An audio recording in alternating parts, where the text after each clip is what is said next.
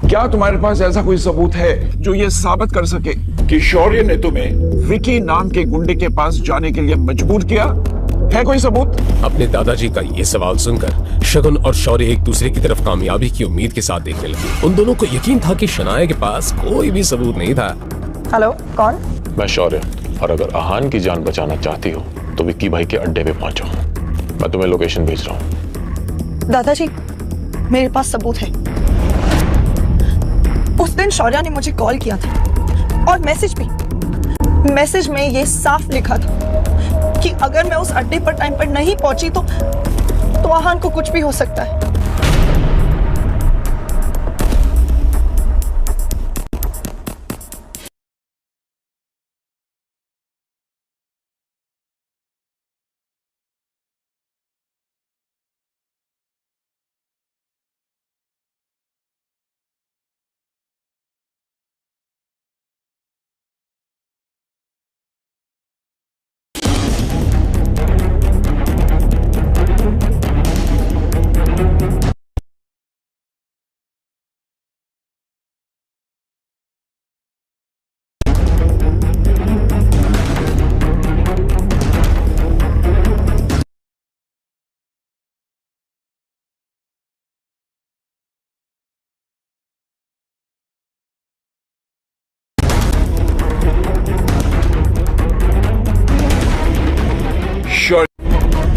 अब इसके बारे में तुम क्या कहना चाहोगे?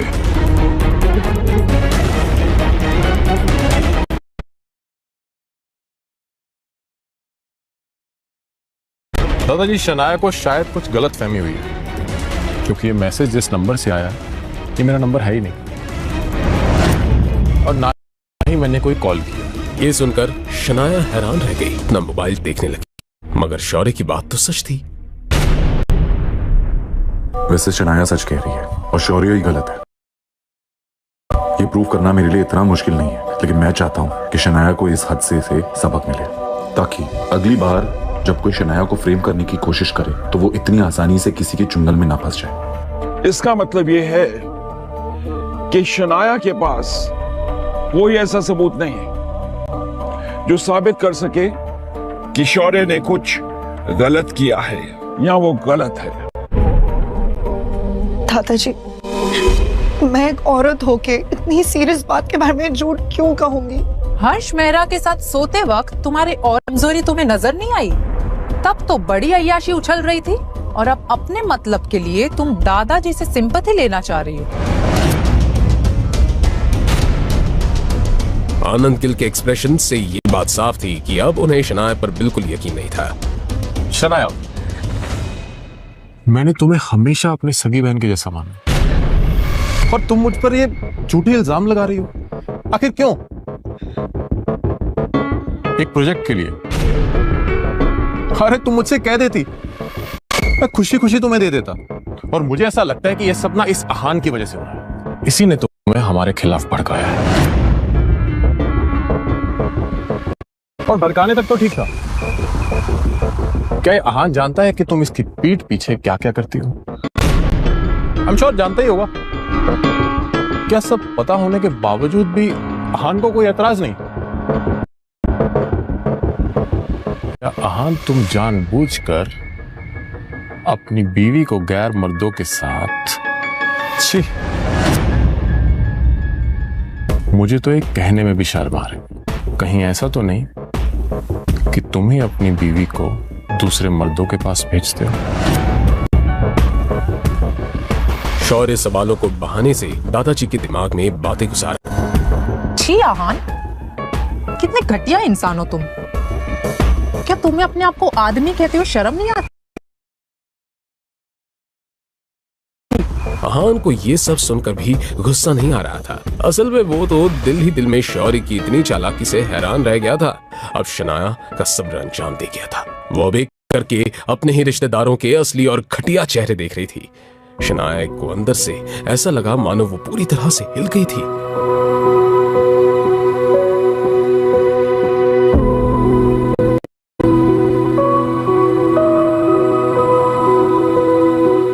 मगर तभी उसे अपने कंधे पर एक छुअन महसूस हुई। ये छुअन शनाया को अपनेपन की गर्माहट दे रही थी।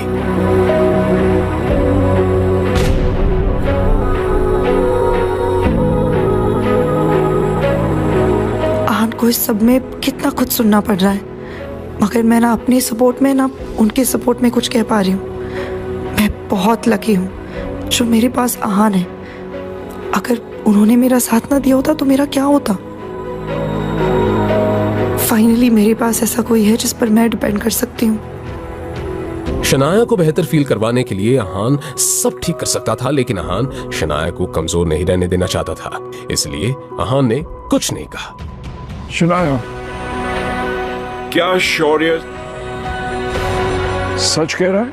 अगर शौर्य की बात सही थी तो शनाया ने अपने परिवार की मर्यादा को पार किया था, और गिल परिवार में ऐसी घटिया गलती की कोई माफी नहीं होती, सिर्फ सजा थी, परिवार से बेदखल करने की सजा। अब शनाया हार गई थी और सुबकते हुए रोने लगी।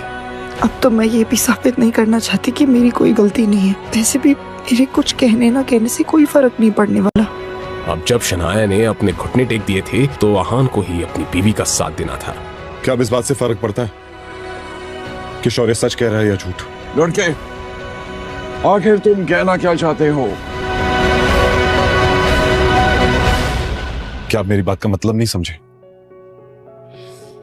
मैं बताता हूं। मैं ये कह रहा हूं कि आपने अपना फैसला तो कर लिया।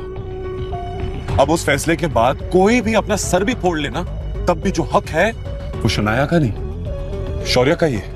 आनंद गिल ने उम्मीद नहीं की थी कि इस नकम्मे घर जमाई में इतनी हिम्मत थी। जानते हो किससे बात कर रहे हो? बदतमीज। आहान की हिम्मत तो अब बढ़ती ही जा रही थी। बदतमीज? शायद मैंने जब से शनाया से शादी की है, आपने मुझे कभी जरूरी नहीं समझा। हमेशा मेरी बेइज्जती की, क्योंकि मैं आपके हैसियत का नहीं। और इसी वजह से आपने मेरे पापा शेखर गिल, आपके अपने बेटे, उनको इस बात की इनडायरेक्ट सजा दी है। उनके काम में बाधाएं डाली है, उन पर प्रेशर डालने की कोशिश की, ताकि वो मुझे अपने घर से और शनाया की जिंदगी से हमेशा हमेशा के लिए बाहर कर दें। क्या मैं झूठ कह रहा हूं? दादाजी, जो सच बयान करता है ना, वो हमेशा बदतमीजी कहलाता है। ये बात सुनने में आनंद गिल ऊपर से तो बहुत शांत लग रहे थे, मगर उनके दिल में एक तरह का तूफान बन गया था। इस निकम्मे घर जमाई को इस बारे में कैसे पता चला? मैं सब कुछ जानता हूं। रोजे इस बात से कोई एतराज नहीं है। मुझे बस प्रॉब्लम इस बात से है कि इस सब में शनाया को इन्वॉल्व किया जा रहा है, उस पर ज्यादती हो रही है। शनाया मेरी पोती है। वो मेरी बीवी है। आप मुझे चाहे जितना परेशान कीजिए, मैं चुपचाप सह लूंगा, पर शनाया को नहीं। उसे जरा सी भी तकलीफ नहीं होनी चाहिए। और अगर तकलीफ हुई तो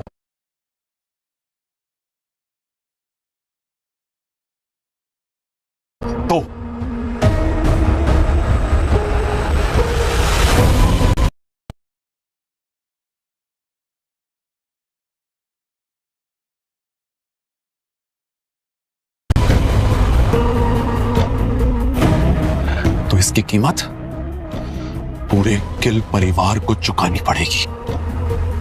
आहान की ये बात सुनकर शनाया इमोशनल होकर रोने लगी।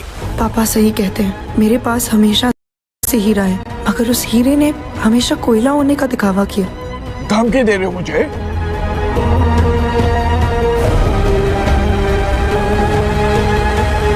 अगर आप उससे धमकी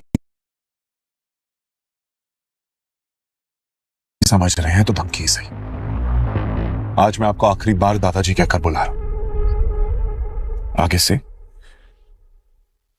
अपना ध्यान रखिएगा। अपनी बात कहने के बाद आहान ने शनाया का हाथ पकड़ा और वहां से चला गया। शनाया को इस बात का एहसास था कि गिल परिवार से उसका रिश्ता टूट चुका था। पहले कभी शनाया ने इस बारे में सपने में भी नहीं सोचा था। शनाया को तो बस इसी बात की तसल्ली थी कि इस सब में वो अकेली नहीं थी, आहान उसके साथ था। शनाया को कुछ खोने का गम नहीं था। वो तो बस जो था उसी के साथ खुश थी। शनाया को रियलाइज हुआ कि असली आहान ऐसा दिखता था। इतना कॉन्फिडेंट, इतना ब्रेव।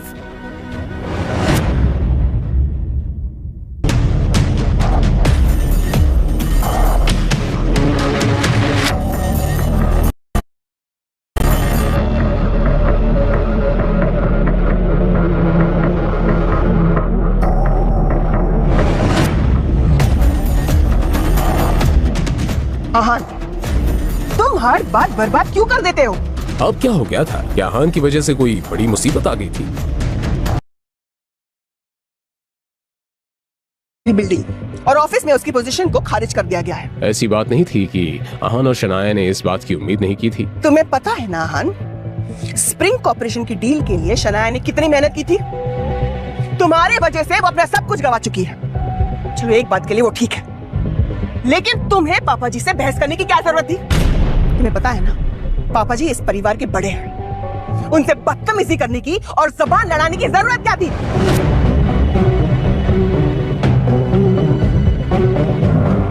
अगर एक बार के लिए शनाया ने पापा जी से लड़ाई की होती तो मैं कुछ कर सकती थी, अपनी पोती को कुछ सजा देकर पापा जी माफ कर देते। लेकिन यहाँ इसके अंदर इतनी हिम्मत कहां से आ गई? अब कुछ नहीं हो सकता। आहान ने शनाया और उसकी फैमिली को बहुत बड़ी मुसीबत में डाल दिया था। माँ, इसमें आहान की कोई गलती नहीं थी। दादाजी शौर्या की तरफदारी कर रहे थे और उन्होंने मुझ पर यकीन करने से मना ही कर दिया था। रियली शनाया, तुम अब भी इसी आदमी का साथ दे रही हो? इसकी वजह से तुम अपना सब कुछ गवा चुकी हो और तुम्हें ये सही लग रहा है? You know, तुम दोनों ने अपनी सफाई देते वक्त अगर थोड़ी तमीज से बात कर ली होती ना, तो पापा जी इतना बड़ा कदम नहीं उठाते। बल्कि मैं कहती हूँ इस आहान को अपना मुंह खोलने की जरूरत क्या थी? अपनी मॉम की ये बात सुनकर शनाया भी थोड़ी परेशान हो गई। उसने अपने आप से ही कहा, भले आहान की कोई गलती नहीं है, मगर इस बात का अंजाम बहुत बुरा हो रहा है। हर्ष, मेहरा और विकी के साथ मेरा नाम जोड़कर कई सारी अफवाहें उड़ेंगी और बातें भी होंगी। आज का दिन कमाल था। विक्की भाई से बात करके मैं तो घबरा ही गया था कि आखिर मेरा क्या होगा, मगर थैंक्स टू शगुन, उसकी बेवकूफी और मेरे प्रेजेंस ऑफ माइंड ने सब कुछ वैसा कर दिया जैसा मैं चाहता था। अब इंजीनियर्स की टीम भी मेरी, स्प्रिंग कॉर्पोरेशन का प्रोजेक्ट भी मेरा और इस कंपनी के हेड की पोजीशन भी मेरी। बेचारी शनाया गुस्से में घर में बवाल कर रही हो या रो रही होगी। शौर्य बेटा, हमें स्प्रिंग कॉर्पोरेशन जाना है। हमारे प्रोजेक्ट की आज पहली मीटिंग है। ये सुनते ही शौर्य के चेहरे पर छाई हुई खुशी कहीं गायब हो गई। मुझे ये प्रोजेक्ट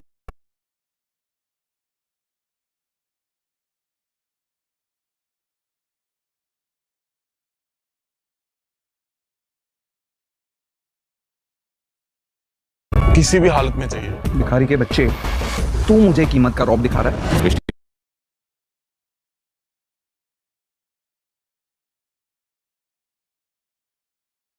बाद जो कुछ भी हुआ था उसके बाद शौर्य को उस बेइज्जती के सपने भी आते थे। क्या वहां जाना जरूरी है क्या? प्रकाश चाचू को भेज देते हैं, और वैसे भी अब इस प्रोजेक्ट में डिस्कस करने लायक बचा ही क्या है। तुम इस प्रोजेक्ट के हेड हो और प्रकाश या कोई और वहां जाएगा तो क्या कर लेगा? और वैसे भी हर्ष मेहरा अब हमारा कुछ नहीं बिगाड़ सकता। हमारे पास लीगल कॉन्ट्रैक्ट है जिसे कि उसने खुद साइन किया है। ठीक है पापा, चलिए। शौर्य ये सोचकर मान गया था कि दिल्ली से रायजादा परिवार से दोस्ती करने का ये एक लौता मौका था, मगर रायजादा खानदान के असली वारिस से तो शौर्य के अलग ही मसले थे। भले ही आहान की कोई गलती नहीं थी, मगर इस सब का अंजाम बहुत बुरा हो रहा था। अब भी वक्त है, हालात की नजाकत को समझो और जाकर पापा जी से माफी मांगो। जो कोई भी सजा देंगे उसे चुपचाप मान लो। शेखर अभी हॉस्पिटल में है, शनाया अपना जॉब खो चुकी है, ऐसे में ये घर कैसे चलेगा? मैं नहीं जानती। अभी के अभी जाओ और पापा जी के सामने अपने घुटने टेक दो। मिसेस यामिनी गिल के पॉइंट ऑफ व्यू से यही एक रास्ता था कि जिससे चीजें कुछ ठीक हो सकती थी, मगर अगले ही पल जब आहान ने अपना मुंह खोला तो मिसेस यामिनी गिल के साथ साथ शनाया भी दंग रह गई। मैं आनंद गिल से माफी नहीं मांगूंगा, उन्हें तो शनाया से माफी मांगनी चाहिए। आहान के आखिरी शब्द सुनकर मिसेस यामिनी गिल की बोलती ही बंद हो गई। व्हाट? तुम्हारा दिमाग ठीक है? ऐसा लगता है तुम्हारा दिमाग खराब हो गया है। मॉम, आप मानो या ना मानो, आनंद गिल शनाया से माफी मांग लेंगे। उन्हें माफी मांगनी पड़ेगी। ये कहकर आहान अपने कमरे की तरफ जाने लगा। आहान तुम कहना क्या चाहते हो? आहान साफ साफ बताओ। मगर आहान ने कुछ भी नहीं कहा। जवाब में बस आहान के कमरे के दरवाजे के बंद होने की आवाज आई।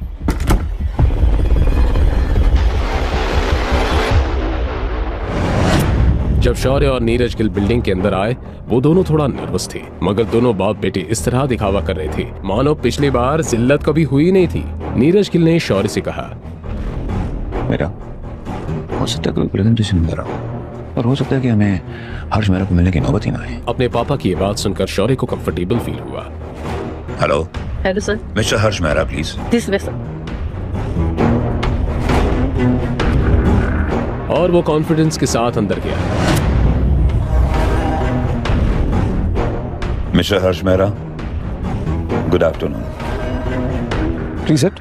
उन दो शक्लों को देखकर हर्ष मेहरा ने बेरुखे अंदाज में दोनों से सवाल करते हुए कहा, आप दोनों यहाँ क्या कर रहे हो? मिस्टर मेहरा, वो कुछ दिनों पहले आपने गिल कंस्ट्रक्शन के साथ में वो कॉन्ट्रैक्ट साइन किया था ना, स्प्रिंग कंस्ट्रक्शन वाला, तो जब मैंने कॉन्ट्रैक्ट साइन किया था तुम वहां थे? हर्ष मेहरा के इस बात से कोई फर्क नहीं पड़ रहा था कि नीरज गिल कौन था और उम्र में उससे कितना बड़ा था। वेल, हम दोनों तो नहीं थे उस समय में, मगर उससे क्या फर्क पड़ता है। कंपनी ने प्रोजेक्ट हमें सौंपा है तो आप हमारे पास बेफिक्री के साथ काम कर सकते हैं। ये सुनकर हर्ष मेहरा ने इस तरह रिएक्ट किया मानो कुछ सोच रहा हो। मुझे फर्क पड़ता है कि जिसके साथ मैंने कॉन्ट्रैक्ट साइन किया है मैं उसी से मिलना चाहूंगा। नीरज ने लाचार होकर सवाल किया, मिस्टर मेहरा, आप मेरी मुश्किलें क्यों इतनी बढ़ाते जा रहे हैं? निकल जाओ यहाँ से।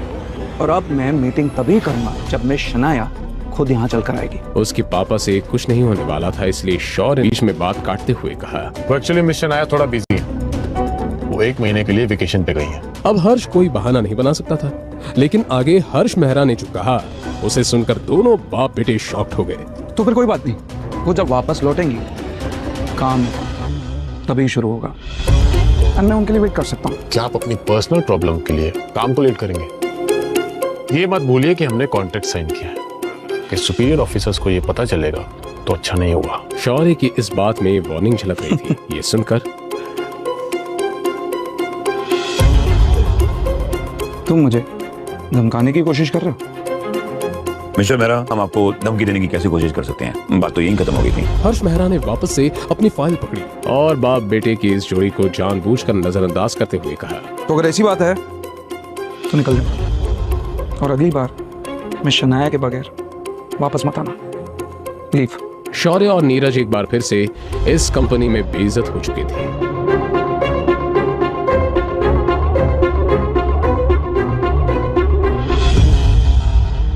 आहान को मिस्टर विक्रम की कॉल आई तो आहान ने कॉल आंसर करते हुए कहा, काम हो गया? जी काम हो गया, बाद में बात करते हैं। ये कहकर उसने कॉल काट दिया। इस वक्त आहान किचन में खाना बना रहा था कि तभी शनाया किचन के अंदर आई और उसने आहान से सवाल करते हुए कहा, आन किससे बात कर रहे थे? शनाया का सवाल सुनकर आहान नर्वस हो गया। उसने बहाना बनाते हुए कहा, ऑफिस से कॉल आया था, आपको भूख लगी होगी ना, खाना बन जाएगा, बस 5 मिनट ना।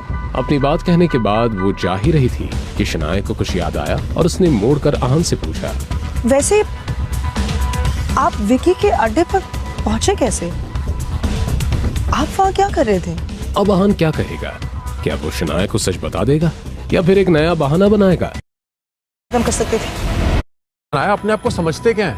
ये जो हर्ष मेहरा इतना आपका मतलब है कि शनाया को तो इसकी कीमत पूरे गिल परिवार को चुकानी पड़ेगी। आहान, ये क्या किया आपने? आप चाहते तो आज के आज खत्म कर सकते थे। दादाजी, ये सब इस शनाया का किया दरा है। आपके फैसले से नाराज होकर उसी ने ये सब किया है। और ये आहान और शनाया अपने आप को समझते क्या है? ये जो हर्ष मेहरा इतना उछल रहा है ना, इसकी वजह यही दोनों। और जब से आहान का सपोर्ट मिला है ना, तब से शनाया कुछ ज्यादा उछल रही है। शौर्य, बस अब हमारे पास एक ही रास्ता बचा है। आपका मतलब है कि शनाया को वैसे आप विकी के अड्डे पर पहुंचे कैसे? आप वहाँ क्या कर रहे थे? शनाया ने आहान से सवाल करते हुए कहा। जैसे ही आहान ने अपनी वाइफ की बात सुनी वो दंग रह गया। आहान ने इस बारे में तो सोचा ही नहीं था। वो विकी के अड्डे के पास ही प्लाजा बार है ना, वहां मेरे कलीग की एक शादी होने वाली है, तो पार्टी वहीं देने के लिए कहा था, तो वहीं जा रहा था और शौर्य को अंदर से आते हुए देखा तो मुझे शक हो गया। ओके, तो आपने अंदर आकर मुझे अकेले उन गुंडों से बचा लिया? मैंने पुलिस को कॉल किया था। पुलिस के बारे में सुनकर शनाया को आहान पर यकीन हो गया था। आखिरकार आहान की जान में जान आ गई। तो आपके ऑफिस में काम करने वाले लड़के ने आपको प्लाजा बार जैसी जगह पर पार्टी दी, वो इतना खर्चा कर सकता है? शनाया बहुत स्मार्ट थी और जितना आहान की सैलरी थी उससे 5-10 हजार ज्यादा खर्चा प्लाजा बार जैसी जगह पर एक वक्त के खाने और ड्रिंक्स पर होता था। इसलिए शनाया का सवाल लॉजिकल था। जी सही है। आहान की सैलरी थी उससे 5-10 हजार ज्यादा जैसी जगह पर पार्टी दी, वो इतना खर्चा कर सकता है? शनाया बहुत स्मार्ट थी और जितना आहान की सैलरी थी उससे 5-10 हजार ज्यादा खर्चा प्लाजा बार जैसी जगह पर एक वक्त के खाने और ड्रिंक्स पर होता था। इसलिए शनाया का सवाल लॉजिकल था। जी सही है, खर्चा तो हम कर ही नहीं सकते। शनाया जानती थी, इसलिए वो अब सवालिया नजरों से आहान की तरफ देखने लगी। ऑफिस से वाउचर्स मिले थे इसलिए हम आ गए थे। अब तो शनाया के पास सवाल करने की कोई जगह ही नहीं बची थी, इसलिए उसने हाँ में सर हिलाया और जाकर डाइनिंग टेबल पर बैठ के अपने खाने का इंतजार करने लगी।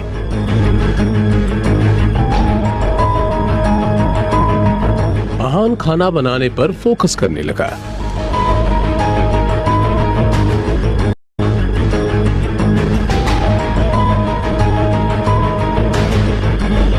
जान ही निकाल दी थी। थोड़ी ही देर में खाना बन गया।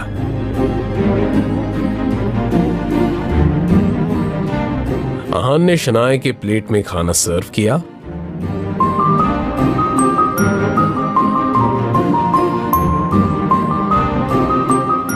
आप सोते वक्त खराटे लेती हैं शनाया? आहान की बात सुनकर शनाया हैरान रह गई। क्या? मैं खराटे नहीं लेती, और वैसे भी आपको कैसे पता? आप झूठ बोल रहे हैं। ऐसी बात नहीं थी कि शनाया को याद नहीं था, मगर रात के बीच में जब शनाया की आंख खुली थी तो उसने आहान को अपने पास सोते हुए देखा था। शनाया आहान के सीने पर सर रखकर सोते हुए बहुत कंफर्टेबल भी फील कर रही थी, लेकिन वो इस बारे में आहान को पता नहीं लगने देना चाहती थी। मैं झूठ बोल रहा हूं। कल रात हम साथ में सोए थे और आप इतनी जोर जोर से खराटे ले रही थी कि काफी देर तक तो मुझे नींद नहीं आई। ये आहान खराटों के बारे में क्यों बात कर रहे हैं? मुझे बहुत ही ऑकवर्ड फील हो रहा है। हाँ, अब यही रास्ता है। क्या?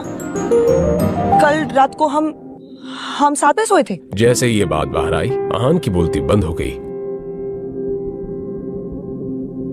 मैंने जानबूझकर कुछ नहीं किया, आप ही ने मुझे रुकने कहा था। सच में? आहान को देखकर ये बताना मुश्किल नहीं था कि वो कितना डरा हुआ था। अपने घबराए हुए पति की ऐसी हालत देखकर शनाया को जोर जोर से हंसने का मन कर रहा था। अच्छा, तो ऐसी बात है? मैंने आपको कहा रुकने के लिए?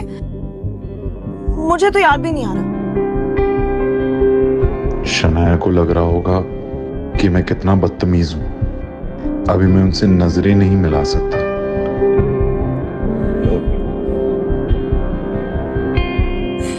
वो मैं हलवा बनाना भूल गया।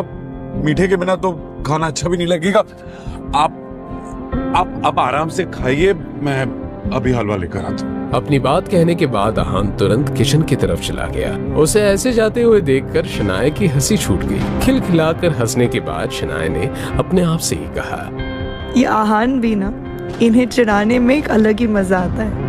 जहां एक तरफ आहान और शनाया के घर में हंसी मजाक का माहौल था, गिल कंस्ट्रक्शन की हवा में एक अलग ही टेंशन थी। स्प्रिंग कंस्ट्रक्शन से आने के बाद शौर्य और नीरज की हालत गुस्से और चिढ़ से खराब हो रही थी। इस हर्ष मेहरा की हिम्मत तो देखो, रायजादा खानदान में एक कुत्ते जैसा, लेकिन हमारी इंसल्ट कर रहा है। मुझे लगता है कि उसे ऐसा करने के लिए किसी ने उकसाया है, या फिर वो किसी वजह से ऐसा कर रहा है। हर्ष मेहरा एक बहुत ही होशियार बिजनेसमैन है, वरना वो रायजादा खानदान में काम नहीं कर रहा होता। पता नहीं वो हमारे साथ ऐसा क्यों कर रहा है। ऐसी बात है तो हमें कानून की मदद लेनी चाहिए। हमारे पास उसके साइन किए हुए कॉन्ट्रैक्ट है। एक दो नोटिस जाएंगे ना तो अकल टिकाने आ जाएगी। बेवकूफों वाली बात मत करो शौर्या। क्या तुम उसके एक दो नोटिस जाएंगे ना, ऐसी बात है तो हमें कानून की मदद लेनी चाहिए।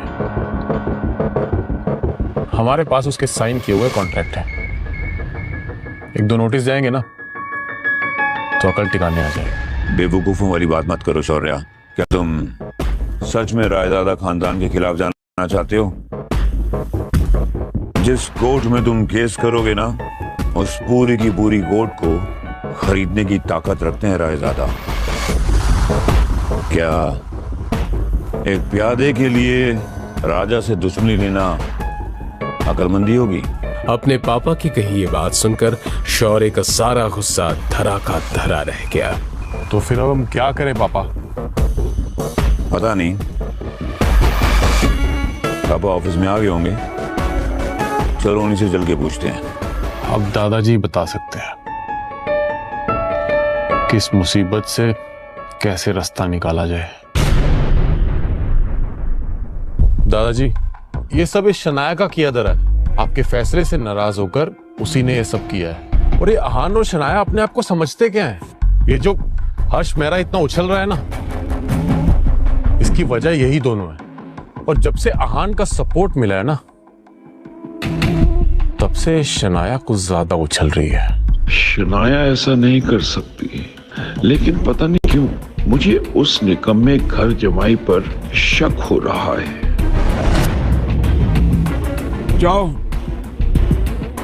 जाकर शनाया से माफी मांगो, उसे मनाओ। जो भी हो, कल शनाया को कंपनी में वापस लौटना ही होगा। लेकिन दादाजी, मैं कोशिश करता हूं। कोशिश नहीं, काम पूरा करके आओ। कल शनाया को हर हालत में ऑफिस आना ही पड़ेगा। शौर्य ने इस बात पर डांट पीस कर हामी भर दी। जी। करीब करीब आधे घंटे बाद शनाया का फोन बजा, मगर जब उसने कॉलर आईडी पर शौर्य का नाम देखा तो उसने तुरंत कॉल काट दिया। तो उसने कोई चारा न होने के मारे एक बार फिर से शनाया को कॉल किया। इस बार शनाया फिर से कॉल काटना चाहती थी, लेकिन अहान ने फोन उठा लिया। क्या बात है? शनाया कहाँ है? मुझे उससे बात करनी है। अहान को ऐसे ही किसी जवाब की उम्मीद थी। सो रही है। अरे तुझसे जल्दी उठाओ, मुझे उससे बहुत जरूरी बात करनी है। शौर्य की बात के जवाब में अहान ने बिना कुछ कहे कॉल काट दिया। दूसरी तरफ से बज रही बीप को सुनकर शौर्य गुस्से से तिलमिला उठा। अरे बेटा, एक बार फिर फोन कर लिया।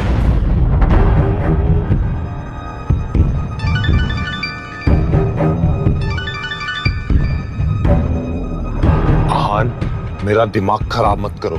कहो तुम्हें क्या कहना है, मेरे पास वक्त नहीं है। शनाया से कहो अगर वो मेरी बात मान ले और अपना दिमाग ना चलाए तो मैं उसे इस कंपनी में वापस आने का मौका दे सकता हूँ। शौर्य ने अपनी बात इस अंदाज में कही थी मानो कि कोई चैरिटी कर रहा था। अहान खुद इस पूरे गेम का मास्टरमाइंड था। और अगर वो मना कर दे तो? शौर्य को लगा जैसे अहान उसकी बातों में आ रहा था। अगर वो मना करेगी तो वो कभी भी गिल कंस्ट्रक्शन में वापस नहीं आ पाएगी। इस बार अहान को अपना गुस्सा रोकना मुश्किल हो रहा था। उसने शौर्य से कुछ कहे बिना ही कॉल काट दिया। अहान, ये क्या किया आपने?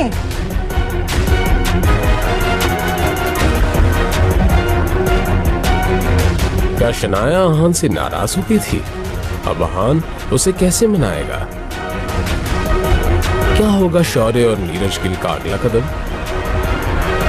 बात का एहसास दिलाया था कि अहान शनाया के लिए कितना जरूरी था, मगर शनाया की इस तरफदारी से शौर्य का दिल जलने लगा। उसने गुस्से से अपने दांत पीसे और चुप हो गया। एकदम से नीरज गिल की नजरें अब अहान पर आकर रुक गई वो समझ गए कि अब शनाया की फैमिली से रिलेटेड हर बात आहान के कंट्रोल में थी। भले ही वो इस बात से हैरान थे, लेकिन अब यही हकीकत भी थी।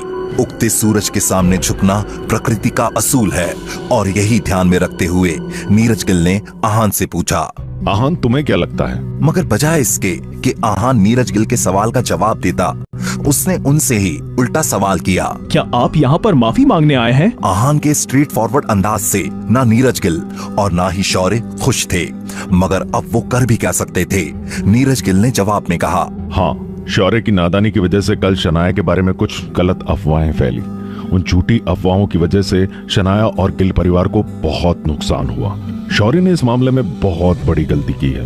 अपनी बात को रोकने से ठीक पहले नीरज गिल ने शौर्य को आंखों से कुछ कहने का इशारा किया। शौर्य भी किसी रंग बदलते गिरगिट की तरह बहुत ही पोलाइट अंदाज में शनाया से बोला, शनाया, कल जो भी हुआ उसमें तुम्हारे भाई की गलती थी, लेकिन मैं जान गया हूँ कि मुझे वो अफवाहें नहीं फैलानी चाहिए थी। मुझे प्लीज माफ कर दो। मुझे उम्मीद है तुम अपने बड़े दिल से मेरी इस गलती को माफ कर दोगी। अपनी बात कहते हुए शौर्य ने नजरें झुका ली ताकि उसकी आंखों में झलक रही नफरत किसी को ना दिखे, और शनाया की माफी का इंतजार करने लगा। मगर आगे शनाया ने जो कहा उसे सुनकर सिर्फ शौर्य ही नहीं, नीरज गिल भी हैरान रह गए। शनाया बोली, शौर्य, क्या वो बस अफवाहें थी? अब तक शौर्य इस बात को मानने के लिए तैयार ही नहीं था कि इस पूरी साजिश के पीछे उसका ही हाथ था। शनाया के सवाल को सुनकर शौर्य का चेहरा जम गया। उसने अपने आप को बचाने के इरादे से कहा, शनाया, तुम कहना क्या चाहती हो? शनाया ने शौर्य की बात पर नॉर्मल रिएक्ट करते हुए कहा, मेरा कोई मतलब नहीं है शौर्य, अब तुम यहाँ से निकल जाओ। अगर अभी भी शौर्य ये बात मानने से इनकार कर रहा था, तो शनाया को बात बढ़ाकर अपनी एनर्जी और टाइम वेस्ट करने में कोई इंटरेस्ट नहीं था। अब इस पॉइंट पर नीरज गिल को अपने बेटे पर थोड़ा थोड़ा शक होने लगा। क्या शौर्य का इस सब से कोई लेना देना था? अगर सच में शौर्य ने ही शनाया को इस मुसीबत में फंसाया था, तो माफी मांगने का कोई मतलब नहीं था। बेवकूफ शौर्य। उसकी ऐसी घिनौनी हरकत के बाद शनाया ने पुलिस में रिपोर्ट नहीं की है, इसी में ही मैं अपने आप को खुश नसीब मानता हूँ। शौर्य ने इस बार हमें बहुत बड़ी मुसीबत में फंसा दिया है। आज नीरज गिल अपने बेटे से बहुत नाराज थे, लेकिन फिर भी उन्होंने अपने गुस्से पर काबू करते हुए शनाया से कहा, शनाया, मैं जानता हूँ कि शौर्य ने बहुत बड़ी गलती की है जिसे माफ नहीं किया जा सकता, मगर चाहे जो भी हो जाए, हम एक परिवार हैं। हम बात करके इन सारी प्रॉब्लम्स को सॉल्व कर देंगे। नीरज गिल की ये बात सुनकर आहान इस तरह हंसने लगा मानो उनका मजाक उड़ा रहा हो। उसने नीरज गिल से हंसते हुए कहा, परिवार, अब जब हम एक परिवार हैं, तो क्यों ना बात करके स्प्रिंग कॉर्पोरेशन की डील शनाया को दे दे? आहान की बात पूरी होने से पहले ही शौर्य ने मना करते हुए कहा, बिल्कुल नहीं। शौर्य को डर था कहीं नीरज गिल इस बात पर हामी ना भर दे। स्प्रिंग कॉर्पोरेशन की ये डील उसके लिए सोने का अंडा देने वाली मुर्गी थी। वो ऐसे कैसे सब कुछ शनाया को दे सकता था? आहान ने ऐसे ही किसी रिएक्शन की उम्मीद की थी। उसने कहा, क्या इस एटीट्यूड से माफी मांगी जाती है? आहान जानता था कि शनाया से इस बात की उम्मीद की गई थी कि वो इस डील पर काम करे, मेहनत करे, मगर उससे आने वाला प्रॉफिट पूरा गिल परिवार आपस में बांटना चाहता था। पूरा प्रॉफिट शनाया के लिए मांगना आहान की महज एक चाल थी। नीरज गिल ने हमेशा की तरह हालत संभालने की कोशिश करते हुए कहा, ऐसा नहीं हो सकता। हम शनाया को दूसरे तरीके से कंपनसेट करेंगे। वो ऑफिस में आकर अपना काम वापस शुरू कर सकती है। पापा से बात करके मैं शनाया को वो 6 मंजिला बिल्डिंग भी वापस लौटा दूंगा। और हाँ, शनाया को स्प्रिंग कॉर्पोरेशन की डील का 5% प्रॉफिट भी मिलेगा। अपनी बात पूरी करने के बाद नीरज गिल आहान की तरफ उम्मीद भरी नजरों से देखने लगे। आफ्टर ऑल इस घर का डिसीजन मेकर आहान ही तो था। इतना शनाया के लिए जरूरत से भी ज्यादा है। मुझे लगता है मैंने जो ऑफर की है उसे आहान और शनाया रिजेक्ट नहीं कर पाएंगे। नीरज गिल ने मन ही मन में कहा। अब बस वो एक हाँ का इंतजार कर रहे थे, मगर जब आहान ने कुछ कहा तो उनके चेहरे का रंग ही उड़ गया। 5%? चाचा जी, आपका दिल तो बहुत बड़ा है। आहान की बात सुनकर नीरज गिल ने अपने ऑफर को एक्सप्लेन करते हुए कहा, आहान 5% प्रॉफिट को कम मत समझो, उतने में तुम सब आराम से अपनी पूरी जिंदगी बिता सकते हो। नीरज गिल आहान की अभी की हालत अच्छे से जानते थे। फिलहाल आहान एक महीने के कुछ 10 से 12 हजार कमाता था और फिर भी वो 5% को कम समझ रहा था। आहान ने इस बात पर कुछ रिएक्ट नहीं किया और बहुत ही काम अंदाज में अपना फैसला सुनाते हुए कहा, ठीक है चाचा जी, अब आप वापस जाइए और आनंद गिल से कहिए कि जब तक वो खुद शनाया से माफी नहीं मांगते और स्प्रिंग कॉर्पोरेशन की पूरी डील शनाया को नहीं सौंपते, वो वापस नहीं आएगी। अगर ऐसा होता है तो ही हम आगे बात करेंगे। भले ही आहान ने अपनी बात किसी इम्पल्स के बिना कही थी, मगर उसके हर एक शब्द को सुनकर वहां मौजूद हर कोई हैरान रह गया। शौर्य और नीरज गिल की आंखें तो खुली की खुली ही रह गई थी। क्या आहान पागल हो गया था?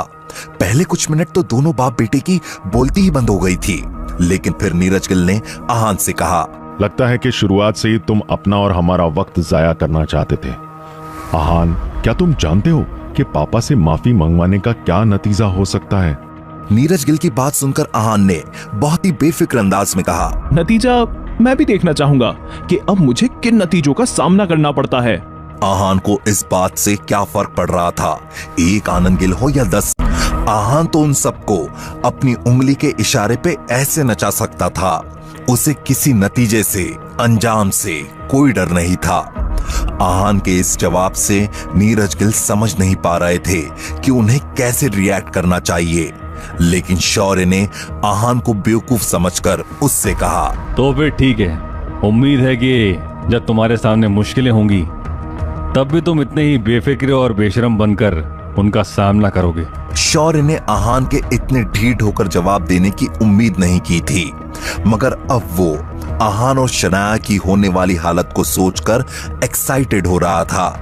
अपनी बात कहने के बाद शौर्य और नीरज गिल वहां से चले गए। उनके जाने के बाद जब आहान ने पीछे मुड़कर देखा तो मिसेस यामिनी गिल उसे गुस्से से घूर कर देख रही थी। उन्होंने आहान से सवाल करते हुए कहा, आहान, तुम किसके भरोसे पर ये सब कर रहे हो? कौन है जो तुम्हें मदद कर रहा है? आहान ने ईमानदारी से इस सवाल का जवाब देते हुए कहा, नहीं तो मॉम, कोई भी मेरी मदद नहीं कर रहा। ये सुनकर मिसेस यामिनी गिल की त्योरियां चढ़ गई। उन्होंने अपने दामाद से कहा, क्या तुम्हारे पास कोई बैकिंग नहीं है? तो फिर जेठ जी की बात को मान क्यों नहीं लिया? अब शनाया ऑफिस में कैसे लौट पाएगी? निकम्मे, तुमसे एक काम भी सही से नहीं होता। जब मिसेस यामिनी गिल आहान को डांट रही थी तो शनाया ने आहान के पास जाकर उससे सवाल करते हुए कहा, आहान, तुम अपनी असलियत कब तक छिपाने वाले हो? मॉम को सब कुछ सच सच बता क्यों नहीं देते? शनाया किस सच की बात कर रही थी? क्या वो आहान की असलियत को जान चुकी थी? अब आहान क्या करेगा?